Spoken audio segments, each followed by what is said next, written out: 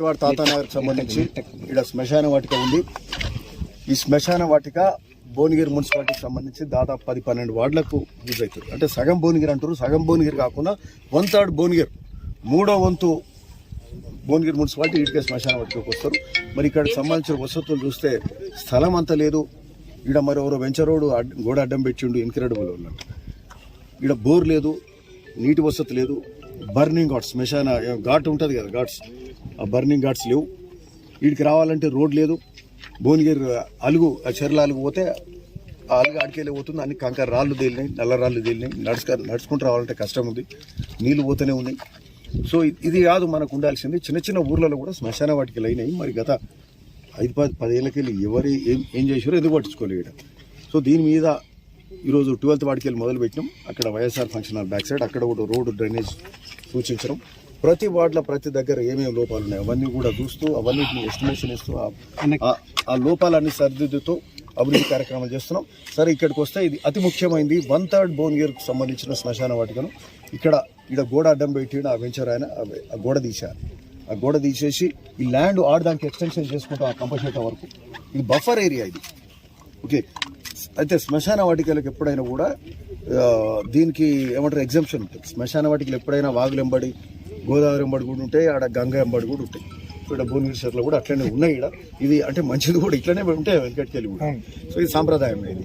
So అయితే ఈ స్థలము ప్రాపర్గా చేసుకుందాం. ఆడదాకా వెంచి ఈడ ప్రాపర్ బోర్ వేసుకొని, మోటార్లు పెట్టుకొని, వాటర్ ట్యాంక్స్ కట్టుకొని, బాతింగ్ ఘాట్స్ స్నానాలకు కూడా వసతులు ఏర్పరచుకొని, 2 బర్నింగ్ ఘాట్స్ కూడా పెట్టుకొని, దీనికి సంబంధించి అంటే ప్రాపర్ శ్మశాన వాటిగా దీని స్వర్గధామం అంటామా, ఇదేమంటారు వైకుంఠధామం. ఇక్కడ భువనగిరిలో వైకుంఠధామం, ఈడ తాతానగర్లో ఏర్పరచుకుంటాం. ఓకే, దీనికి సంబంధించిన రోడ్డు కూడా లేదు. ఇప్పుడు మీరంతా కూడా వచ్చి ఉంటారు, మోటార్ సైకిల్ రావాలంటే కూడా ఇబ్బంది ఉంది. 4-5 ఇడికి కార్లు కూడా వచ్చినట్టు ఉండాలి. ప్రాపర్ సిమెంట్ రోడ్డు ఈడికెళ్ళి 500 మీటర్లు ఉంటుండొచ్చు. అదే మధ్యాహ్నం అలుగు పోతుంది, ఒక కల్వర్ట్ ఇవన్నీ కూడా చేసుకొని ఇక్కడ లైటింగ్ అరేంజ్మెంట్ కూడా చేయాలి. పొద్దుతుంది కూడా ఒకసారి కమిషనర్ గారు ఇక్కడ లైటింగ్ అరేంజ్మెంట్ కూడా ఉండాలి. వీలైతే ఐ మాస్ట్ ఏదైనా పెట్టేసి. ఓకే, సో ఇది ప్రాపర్ గా ఈ శ్మశాన వాటికని ఇది ముఖ్యమైన.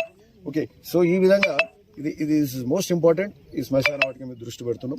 ఎంటైర్ భువనగిరిలో కూడా అన్ని వార్డ్స్ కూడా చూస్తూ రోడ్స్, డ్రైన్స్, ఏమేమి వసతులు అవసరం ఉన్నాయి అన్ని వార్డు ప్రతి రోడ్డు కూడా తిరుగుతాం, వస్తాం. బట్ బాధ్యత కూడా ఆ వార్డులో ఉన్న వాళ్ళు కూడా వచ్చి చెప్పాలి, మాకు ఇది కావాలి గది కావాలని అడిగితేనే తెలుస్తుంది. దీనికి సంబంధించి మొదటి మున్సిపాలిటీ భువనగిరి, దీనికి ఎట్లా నిధులు తీసుకొస్తామో ఆ విధంగా సీఎం గారిని 4 సార్లు కలిసాం. ఇప్పటికి 4-5 నెలలకి వెళ్ళి అడుగుతూనే ఉన్నాం. సో నిధులు తీసుకొస్తాం, భువనగిరి డెవలప్ చేస్తాం. HMDA funds Bhuvanagiri special funds ఇస్తారా, ఎస్డిఎఫ్ కింద ఇస్తారా, ఎట్లా ఇస్తారు. ఓకే, ఇదే కాకుండా ఇప్పుడు ఈ మధ్యన మీరు ఇంటూ హైడ్రా అనేది ఈ మధ్యలో మాట్లాడుతున్నారు. హైడ్రా అనేది సరే బాబు ఒక్కరికి 2-10 మందికి నష్టాలు జరుగుతుండొచ్చు, కానీ ఇదేంటంటే భావి తరాలకు అవసరం, ఈ రోజున్న తరానికి కూడా అవసరం.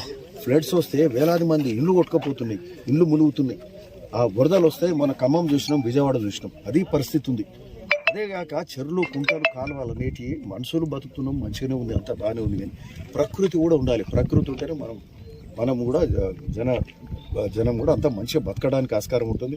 కాబట్టి ప్రకృతి కాపాడే ఇలా చెరువులు, కుంటలు అతి ముఖ్యమైనది. HYDRAA is so important. CM Revanth Reddy గారు ఈరోజు గొప్ప కార్యక్రమం చేసిండ్రు. అయితే ఇనిషియల్గా కొన్ని తొలగిస్తున్నప్పుడు ఆ కాలువలల్లా, కుంటలల్లా ఇల్లు తీసేస్తున్నప్పుడు వాళ్ళకి బాధ అవుతుంది. కానీ మరి ఏం చేస్తాము, మనకు పెద్ద టాస్క్ ఉంది. పెద్ద టాస్క్ ఇది. అంటే ఒక జనరేషన్కి వచ్చే తరాలకు కూడా అవసరం ఇది. ఆ 1-2-10 మంది బాధపడుతున్నారంటే వాళ్ళకి ఆల్టర్నేట్ అరేంజ్మెంట్స్ గవర్నమెంట్ చేస్తుంది. సో దీనికి అందరూ కూడా కోఆపరేట్ చేయాలి.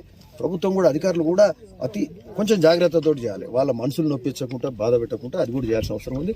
ఇక్కడ కూడా ఇన్క్రెడిబుల్ వాళ్ళు 100-150 ఎకరాలు రీఛార్జ్ చేసాడు, సరిపోదు భూ అన్నట్టు వచ్చి చెర్ల దాకా వచ్చింది. కట్ట కూడా వచ్చింది, ఆ కట్ట కూడా తీసేయాల్సి వస్తుంది. దీని మీద తగిన యాక్షన్ కూడా తీసుకుంటారు. ఈ ప్లాట్లో ఎవరైనా ఉన్న జనరల్గా ఇక్కడ 30 మీటర్స్ ఉంటుంది బఫర్, అంటే 100 ఫీట్ ఉంటుంది. 100 ఫీట్ తర్వాతనే ప్లాటింగ్ కావాలి. కానీ వీళ్ళు నీటి దాకా చేసుకుంటారు. ఈ చెరువు నీడితే వీళ్ళు ఆ రోడ్డు మునుగుతుందని చెప్తారు. అంటే దాని అర్థం ఏంది, చెరువు మునుగుతుందంటే FTL, అంటే FTLలో రోడ్లు వేసారు, FTLలో ప్లాట్లు చేశారు. ఇది ఎట్లయితుంది ఇది?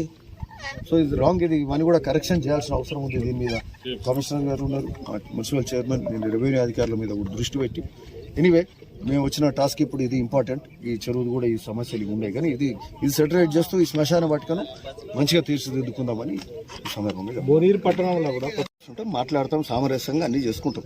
సరే ప్రైవేట్ వాళ్ళు ఉన్న ఇన్వాల్వ్ అయినా ప్రైవేట్ వాళ్ళకి కూడా సర్ది చెప్తాం, వాళ్ళకి ఏమైనా చిన్న కంపెన్సేషన్ ఇస్తాం. ఏదో విధంగా సర్ది చెప్పి అందరం ఎవరికి ఇబ్బంది కలగకుండా ఈ కార్యక్రమాలు తీసుకెళ్ళాలి. అట్లే సింగనగూడెం కూడా ఇట్లే ఉందిగా పరిస్థితి. సింగనగూడెం కూడా ఆడ ఘాట్ అన్ని బర్నింగ్ ఘాట్స్ ఉన్నాయా? కాదు మనం ఇక్కడ దగ్గర పోయినాం కదా బార్పేట, మనం మొన్న పోయినాం చూడు. గవర్నమెంట్కి వెళ్ళి చీఫ్ సెక్రటరీ పిలిచి సిఎంఆర్ దగ్గరికి వెళ్ళి ఇన్స్ట్రక్షన్స్ ఉన్నాయి. హెచ్ఎండిఏ పరిధిలో అన్ని చెరువుల కుంటలకు కూడా, ముఖ్యంగా ఫస్ట్ హెచ్ఎండిఏ పరిధిలో అన్ని చెరువుల కుంటలు FTL డిసైడ్ చేస్తూ FTLకి వెళ్ళి బఫర్ కూడా డిసైడ్ చేసి ఇంట్లో ఎవరు ఆక్రమించినా అవన్నీ కూడా తొలగించే కార్యక్రమం జరుగుతుంది. ఓకే.